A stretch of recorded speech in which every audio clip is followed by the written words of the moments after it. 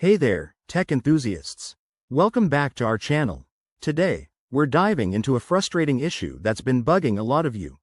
Microsoft Store not accepting your PayPal balance, especially with the updates in 2025.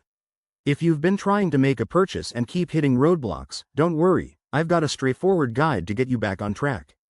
This problem often stems from account sync issues, outdated apps, or payment method glitches, but we'll fix it step by step.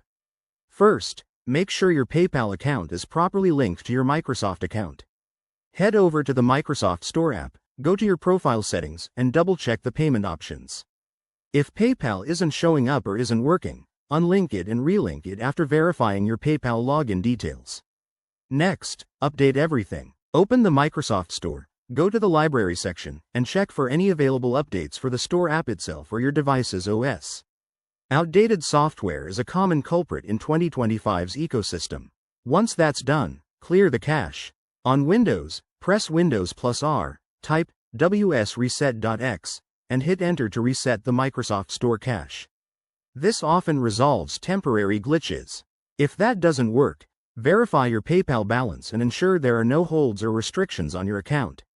Sometimes, PayPal requires additional verification for new devices or regions. Now, restart your device and try making a purchase again. If you're still facing issues, contact Microsoft support through their website or app.